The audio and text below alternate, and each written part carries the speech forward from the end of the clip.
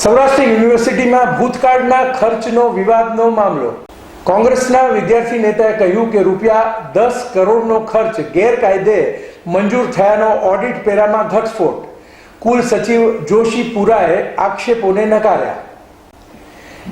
University ફરી એક વખત વિવાદમાં આવી છે। તત્કાલીન કુલપતિ કમલેશ જોશીપુરાના સમયગાળામાં થયેલા ₹10 કરોડનો ખર્ચ ગેરકાયદેસર હોવાનું ઓડિટ પેરામાં ખુલ્યું હોવાનો સૌરાષ્ટ્ર કોંગ્રેસના પ્રવક્તા દ્વારા આક્ષેપ કરવામાં આવ્યો છે, જેથી આ ખર્ચ જોશીપુરા પાસેથી વસૂલવામાં આવે તેવી માંગ કરવામાં આવી છે।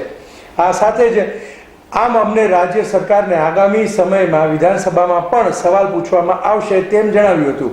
જ્યારે આ આક્ષેપોને જોશીપુરાએ નકાર્યા હતા તો કુલ સચિવે કહ્યું કે ઓડિટ પેરાએ ભ્રષ્ટાચાર નથી હોતો, ખર્ચની અનિયમિતતા હોય છે। આ ઉપરાંત આ ખર્ચનું ચૂકવણું પણ કરી દેવાયું છે।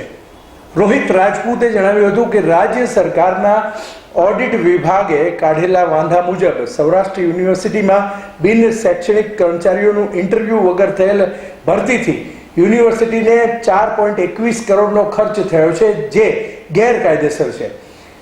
4.46 કરોડનો બાંધકામનો ખોટો ખર્ચ કરાયો।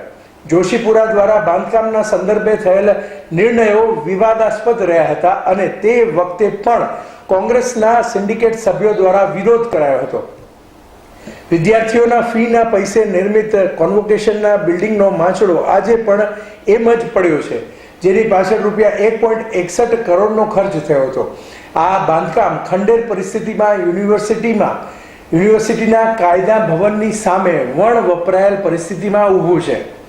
શિક્ષણ શાસ્ત્ર ભવન પાસે આવું જ વણ વપરાયેલ ખંડેર ઊભું છે, તેમાં પણ ₹25 લાખનો ખર્ચ થયો હતો।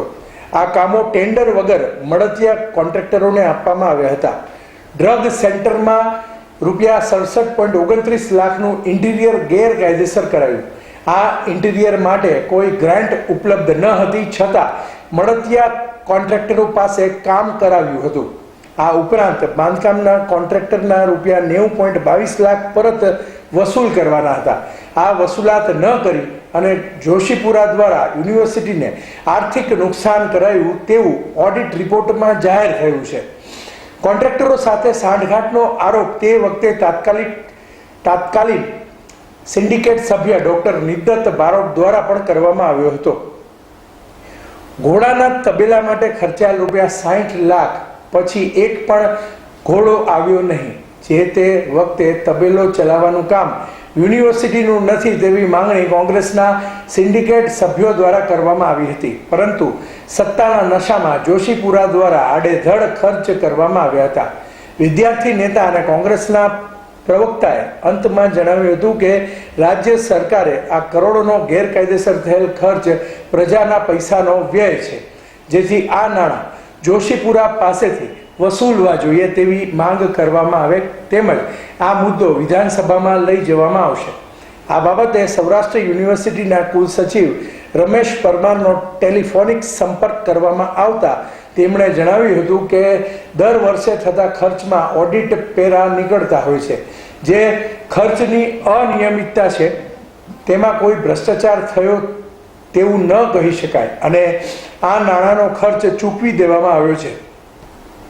જ્યારે આ બાબતે પૂર્વ કુલપતિ કમલેશ જોશીપુરાનો સંપર્ક કરતા તેમણે જણાવ્યું હતું કે મારા કાર્યકાળ દરમિયાન જે કંઈ પણ ખર્ચ મંજૂર થયો હશે તે ફાઇનાન્સ અને સિન્ડિકેટમાં મંજૂર થયા બાદ કરવામાં આવ્યો હતો, જેમાં કુલપતિ તરીકે વ્યક્તિગત કંઈ હોતું નથી, જેથી મારી સામે મારા કાર્યકાળ દરમિયાન ખર્ચ અંગેના આક્ષેપો છે તે ખોટા છે।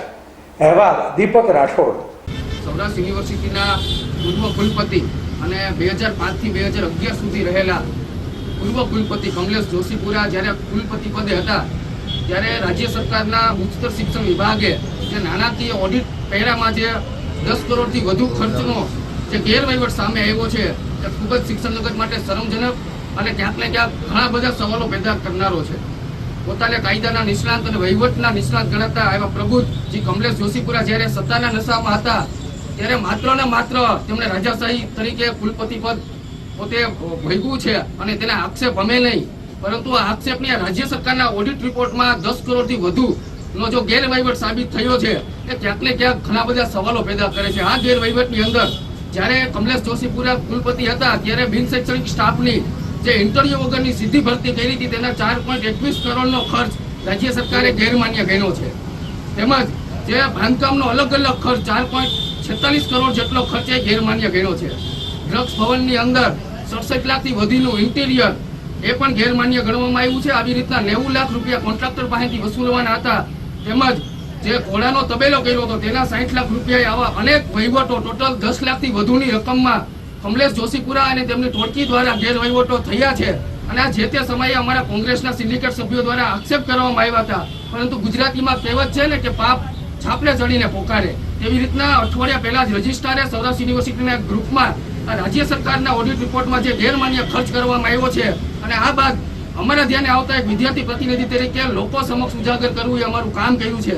ક્યાંક ને ક્યાંક સૌરાષ્ટ્ર યુનિવર્સિટીના સત્તાધીશો પોતાના સત્તામાં નશામાં રહી અને પોતાના ગ્રુપને અને પોતાના મળતિયાઓને કોન્ટ્રાક્ટ આપી અને પોતાના પેટ કઈ રીતના ભરાય અને યુનિવર્સિટીના વિદ્યાર્થીઓ આના ભોગ બની અને આજે યુનિવર્સિટીની તમને હાલત ખબર છે. ગુજરાતમાં સૌથી વધુ કોઈની યુનિવર્સિટીની સરકારી છબી કહેલાઈ હોય તો ત્યારે સૌરાષ્ટ્ર યુનિવર્સિટી માત્ર ને માત્ર ભ્રષ્ટાચારો અને વિવાદોમાં રહેતી આ યુનિવર્સિટીમાં ભણતા 3 લાખથી વધુ વિદ્યાર્થીઓ આનો ભોગ બને છે.